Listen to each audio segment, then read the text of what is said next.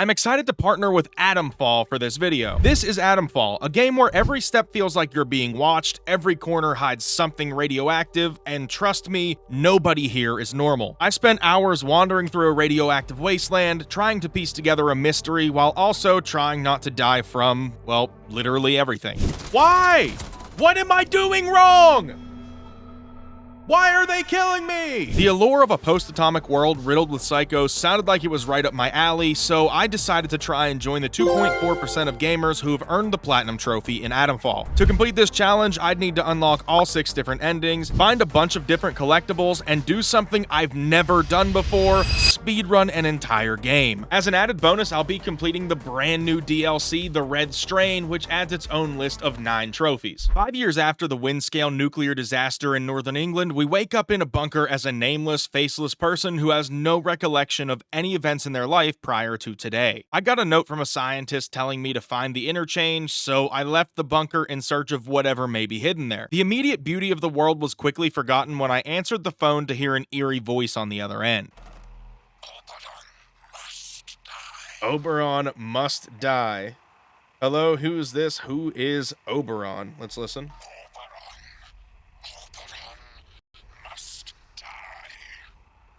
Well, that phone call sucked. I had no idea who or what Oberon was at this point, but I had a feeling the path to Oberon would directly be linked to the interchange. For now, it was time to search around learning about the world and trying to figure out what my next move should be. This brought me to a cave where I found Reg Stansfield and made my first trade for a very important item. Text buried caches. Oh, that's cool. Oh, I can get my ammo back. So I can give him just a grenade and get the, yeah.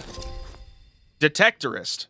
Pick up the metal detector. I figured getting the metal detector would come in handy for finding supplies as I went further in the story, but it also was extremely important for me to have so I could grab 2 more trophies later on, those being Packed Lunch and Where There's Muck, There's Brass. During my search for the interchange, I ran around like a madman in search of any clues I could find while also being in tons of fights before I approached a trader named Molly who had an interesting item for trade. Atomic batteries are one of the most important items in Atomfall, being the key to unlocking the interchange's full potential. Eventually, I stumbled on a bandit camp and noticed a large door up above, and when I went to check it out, I couldn't believe that I'd already found what I was looking for. I might have found the interchange? I did find the interchange, oh my god. Using the modified keycard I got from the scientist at the start of the game, I unlocked the interchange and went inside to discover its secrets.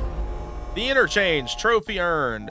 Unlock the interchange, 2% of the trophies. We finally got our second one after a few hours. Entering the nearby Wyndham Village to see what else I could find, I popped the aforementioned Packed Lunch trophy for finding my 5th buried lunchbox. One of the 6 endings in the game is Operation Atomfall, where I'd team up with Captain Sims and his protocol soldiers that patrol Wyndham Village and its surrounding areas. Each of these endings has several steps in order to achieve them, so I'll talk more about them individually as I go for them. This video is sponsored by Atomfall. Atomfall's Complete Edition dropped on September 16th and added a brand new DLC into the fold, the Red Strain. The Red Strain throws you into a dangerous new region with plenty of new foes to worry about. I'm talking brain-controlled robots, people contaminated with the Red Strain itself, and swarms of mechanical pests that will crush your sanity if you let them. I personally fell in love with this DLC because of the added implications of a potential Red Strain outbreak outside of the virus that people are already dealing with. By the way, a quality of life update for Atomfall went live after I'd filmed this video, and it includes things like fast travel, new weapons, and much more. So if you want to survival challenge where every decision counts, check out Atomfall's Complete Edition today. Click the link down below, dive into the quarantine zone, and see how long you can last. Atomfall is available on all platforms. Finding Captain Sims was a piece of cake, and speaking of cake, eat the cake, drink the tea, take the cloth. At least there's food in here. I need health. Another report. All right, I guess we'll just keep taking those. I don't know. Oh, that's cool. I can make myself a glass of tea. Huh. Spot of tea. I don't know. IT.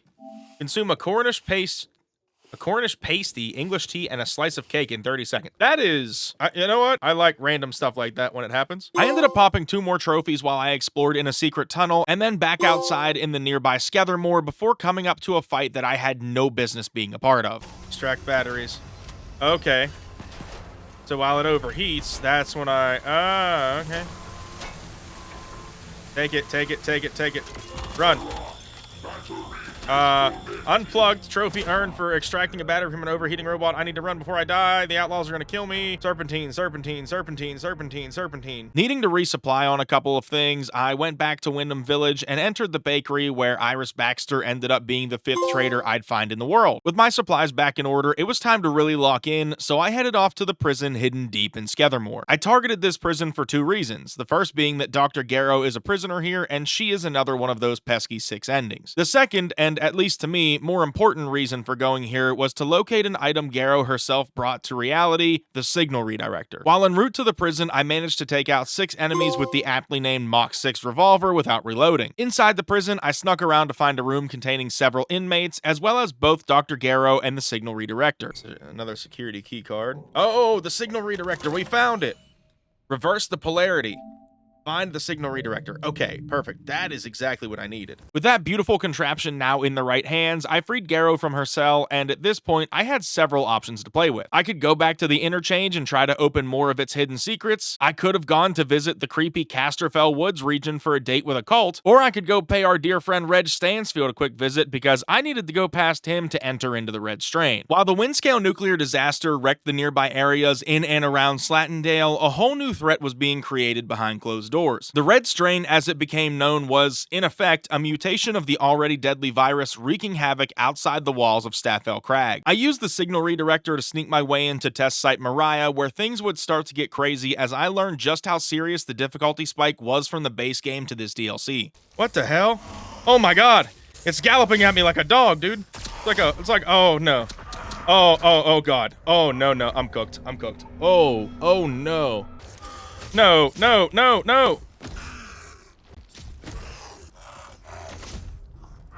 That's a horrible time to run out of ammo, dude. Come on. These things are, they're strong, bro. They're strong. Oh, no, there's more behind me, bro. Come on. That is not great. And I'm dead again. Oh my god, there are even more. After being killed by these ferals a good 5 or so times, I ended up discovering an underground tunnel that seemed abandoned at first glance until I came up to this door. On the other side of this intercom was a man named Dr. Alex Keene, someone claiming to have been the lead scientist involved in the Red Strain project, and someone who has been stuck behind this door for the past 5 years. He said I needed to find his other associates and send them his way in order to save the world from the virus breaking out into the rest of the world, so naturally I trusted what he said and went to find his colleagues. Inside the command building, I found the first, but was pretty shocked by the state of them. What's in here? Whoa, what is that? Brain, wake up. G. Spender. Oh my god, wait a minute. Yes, for the umpteenth. Did I accidentally call this? He turned them into brains? So I guess that's what he meant by collect them and bring them to him, huh? Can I put her in here? Aha. Now what do you do? Permission granted. Reach permission level 1 in test site Mariah. To find the other brains, I'd need to explore every section of the base, but I knew I could only unlock one new area at a time as I gained clearance levels for finding the other brains. Going to the flight engineering sector first, I ran into a bit of trouble due to the hundreds of little mechanical spiders chasing me throughout the place, but I was able to push through and find the schematics to soup up the signal redirector, which would give me some new skills that would really come in handy later. With the beefed up version of the signal redirector, I focused on checking out the other areas and fist-fighting contaminated folks around the base. I just want to see if it's possible to kill somebody with my fists. Because it doesn't feel like it. Oh, wait, hold on. Wait, what happened? Kill a contaminated human in a fist fight. Oh my god, that was actually a trophy to do that. I tried to do it a little bit ago and I got messed up, so I was just trying to do it again. I didn't think I was going to die. I also didn't think I was going to get a trophy. That's a double win. Sneaking my way into the water treatment facility where I killed some earlier contaminated ferals, I used the upgraded signal redirector to find my second brain, and then decided to get my first real taste of what the Red Strain could do for me. I consumed the Red Strain sample, which clearly is doing something to me. Oh, they don't attack me when I have it? Wait a minute. Hold on. I don't know if it was a bug or something, but this was actually the only time that happened for me. Every other time I had the red strain, I still got attacked by the other contaminateds. I dropped off brain number 2 and made my way over to the organics lab, which I found to easily be the creepiest area, not just in the DLC, but honestly the entire game. The darkness at every turn combined with the smoke and red hue of the contaminated fungus all around the place kept me on my toes while I wandered around. Deep inside the building, I found the brain of Professor Gideon Trent, which might be one of the most British names I think I've ever heard, and just before leaving, I found a recipe for an improvised training stimulant, and once I learned it, I added another trophy to my case. Putting the professor in the control room allowed me to open up the last area, and the Synaptics lab was definitely the most challenging of the 3. Littered with robots and contaminated enemies, I had to get creative to make it out of here alive, even going as far as using a weapon with a painstakingly long time to kill. Wow, this is ridiculous how weak this is. Come on. There we go. Any old iron. Completely destroy a robot. I didn't completely destroy any of the robots I've killed in the past. Finding and dropping off brain number 4 had me set up perfectly to go for either of the 2 potential endings in the red strain. There was ending 1 where I would side with Dr. Keene, who I'd been helping this entire time, or ending 2 where I could forget his plan and choose to find the 6th member of the team hidden somewhere outside the base. I figured the best choice was to go for Keene's ending first, making a manual save before interacting with him so I could easily reload and come back later to do the other ending. Before officially going to meet with Keene, I took control of a robot in the central area of the base and let it do my dirty work so I could make it there. Yeah, you turn and kill for me. You do what you were meant to do. New directive. Hold on. Oh no. Oh no. Have a reprogrammed robot ally destroy 5 enemies. Okay, good. Well, that's nice. That's a start. I need him to kill more. Now that Keene was placed into the control, it was time to enact his plan, which involved me breaking into the Oberon site, and similar to what the guy on the phone wanted, Keene also wanted me to kill Oberon. With the rocket primed to blow the joint, I started to make my way back to the interchange, but not before learning my 12th skill, which just so happened to allow me the ability to use the weapon off of a destroyed robot, and that was really, really fun. I mean, I'm just gonna kill all the robots. They've been fucking with me all game. It's my turn. Yeah. See how you like it. Destroy 3 robots using a salvaged robot weapon. Literally, I just said they've been doing it to me all game. Time to get some retribution, and that immediately pops. That's hilarious. I spent the next little bit of time finishing off any gnomes I'd left lingering in the surrounding area and started my journey back to the interchange. Since I had a surplus of atomic batteries, it was easy to simply enter every single entry point and power on all the data stores. In between powering all of them, I also unlocked my 5th door with the signal redirector, found my 5th audio log, and even powered up a deactivated robot. Okay. Pop it out, pop it out, pop it out, pop it out. Okay.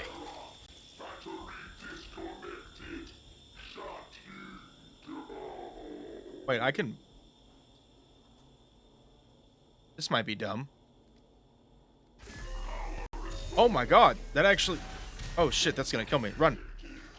No. That was so stupid. Why did I do that? Powering on Data Store A was easily the most challenging because I needed to avoid death by fungus, but once it was on, I could finally make it into the Oberon site. Oberon. Gain access to the Oberon site. Oh, we are really in the end game now. What I quickly came to realize was Oberon wasn't a person like I thought it might be at the start of the game, but rather a meteorite that contained alien fungus. The government scientists were experimenting on Oberon until it got out of control and obviously did what it did to this entire area. Since I needed to destroy Oberon for Keene's ending, amongst several others, I set up a save here to help speed up the process and went about arming all 4 of the explosives before finally blowing this place to Kingdom Come. Returning to Keene was easier said than done, and the end result was utter destruction. Okay. Albion Trajectory Override. Escape or farewell? Escape. Collapsing the heavens. Deorbit High Albion and destroy everything in the quarantine zone and beyond. Oh my god.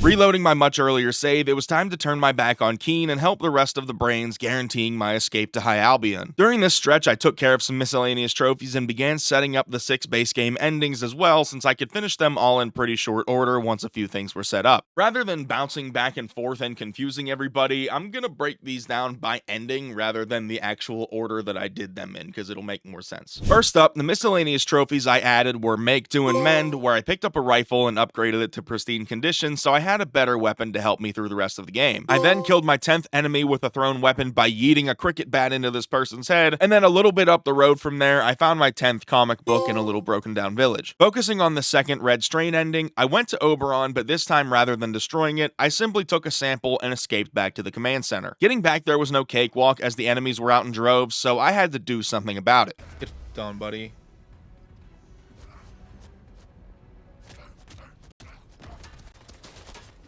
Oh my god, come on. Why are my punches not landing? What? Whoa, whoa, whoa, whoa, whoa, whoa, whoa. I have nothing for burns. Oh, that was almost really not good. As long as I don't get hit by that stupid robot. You're cooked. Must kill. Kill 3 enemies with your fists while the Red Strain adaptation skill is active. Why was that such a pain in the ass? Once I finally made it back to command, I set off the rocket and went into the back room to go on my own journey someday. Oh, they meant literal extract. I'm gonna become a brain, aren't I? Creature of thought. Become an extracted brain awaiting your escape to the High Albion station. Dr. Garrow's ending was the first I focused on back in the base game, and hers felt the most sinister overall. Not only did everyone else seem to really distrust or outright hate her for her previous actions, she also went out of her way to make sure I deleted information that could have caused any issues for her, even getting angry at me for sneaking a peek at some of the info. She just wanted a sample of Oberon, but also didn't want me to do anything to disrupt the site, effectively getting her piece of the pie, but leaving the entire region damned by the virus. Oh. I knew there was something funky about that bookshelf. Now, give me that sample and we can leave.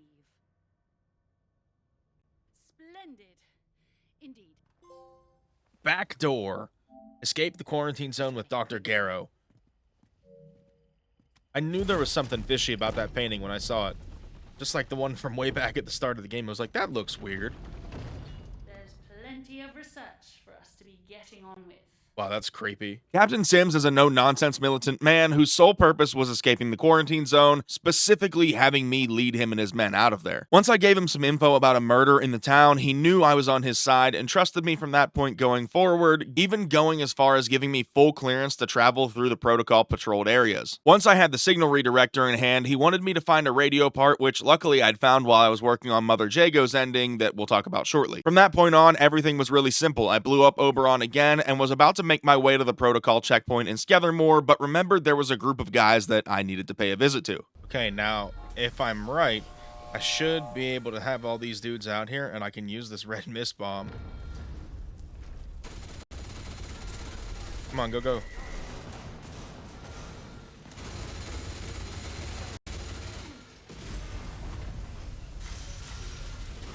Yeah, fight amongst yourselves. Or me. Fight me, I guess. Oh my god. Oh shit, the helicopters. Okay. Glad I came to the right place. Get out of here, Captain. Operation Atomfall. I like the way this guy thinks. An omelet would be really good. The man on the telephone ended up as the most mysterious of all the people I escaped the zone with, but his message was very simple: destroy Oberon. As we've seen, this was easy enough for me to pull off, so I went back to where everything began. I don't know. It doesn't make any sense.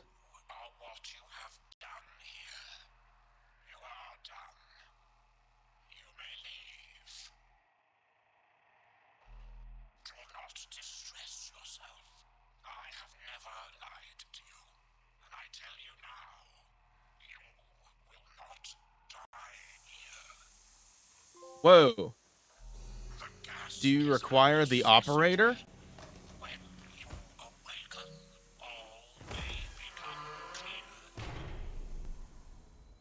What? He just gassed me? Before kicking off the next ending, I picked up a few miscellaneous trophies, first for knocking a Molotov out of the enemy's hand that was about to be thrown, then hitting a grenade with a cricket bat, and finally destroying 10 gnomes around Windham Village. Aha! Another one. I don't know how many more I have left. Come on. Ah, last one. Ornamental. Find and destroy 10 garden gnomes. I see you, Rebellion, putting those little gnomes everywhere. I see you. Mother Jago is a crazy woman that leads a cult of fungus-worshipping weirdos. The main difference between her and pretty much every other ending is that rather than simply leaving Oberon alone or outright destroying it, she proposes that we enhance Oberon with a growth serum so that we may all live amongst it. And then you will be free. What? Throw yourself into the pit. What? I am right behind you, child. What? Let the soil catch us. Let it set us free. What the hell? Here goes nothing. Ah! At one with the soil. Escape the quarantine zone with Mother Jago. Jago? Jago? I forget how to say her name. Crazy lady. Dr. Holder was one of the scientists working with the sample 1 piece of Oberon that saw firsthand how deadly things could turn with this virus. Because, as you can see, he's a little blue himself. Holder needed that sample so he could poison it, and I could in turn use it to destroy Oberon. He also secretly hated Dr. Garrow and decided to kill her when I told him that she was hanging out in the interchange. With Oberon poisoned, I quickly stopped out to see those dudes again, but this time with a different surprise in store. There we go, Grand Slam. Okay, that did get all 5 of them. Take out at least 5 enemies in one explosion. I didn't really see another point in time to do that, so now we're here. Medical tunnels, here we come. All right, let's do it. Oubliette. Escape the quarantine zone with Dr. Holder. Joyce Tanner was seemingly the most normal ending outside of Captain Sims. All she wanted me to do was fix the radio stations around the area so she could broadcast to some friends on the outside and get us an escape out of the QZ. She wanted me to keep the data that Dr. Garrow wanted deleted and also Oberon gone from the world, but once I obliged, she completely flipped the script on me out of nowhere. All right, let's get out of here. Emergency extraction. Escape the quarantine zone with Joyce Tanner. Whoa, whoa, whoa. But you'll live.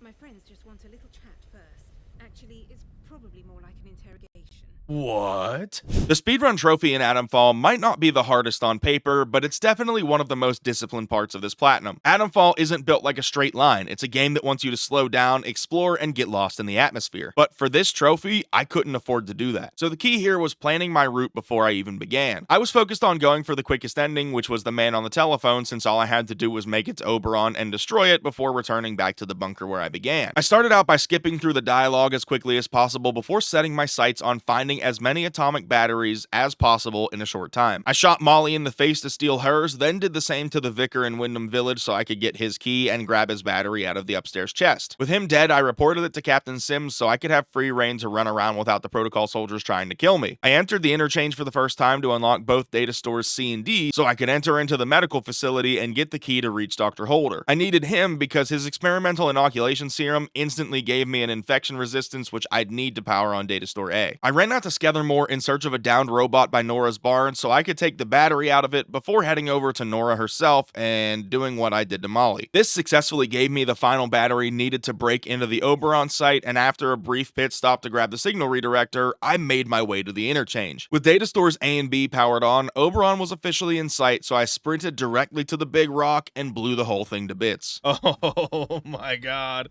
We really did it. We actually pulled this off. You stay away from me, phone. And then we can answer the phone here because we're leaving.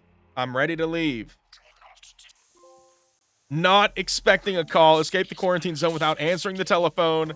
Quick exit. Escape the quarantine zone in under 5 hours. We did it in just over 1. And Pride of Britain, the Platinum Trophy. The Platinum Trophy is in our hands. Virtually. Of course, not my real hands. We did it. I'm not a speedrunner, but I speedran the shit out of that. Thank you all so much for watching. I hope you enjoyed it. Like the video, subscribe to the channel. I'll see you in the next one. I love you. Don't forget to uncover the mysteries of the quarantine zone, play Atomfall and the new Red Strain expansion on Xbox Series X and S and Xbox One, PS5 and PS4, and PC via Steam or Epic Games Store now using my links in the description or the pinned comment.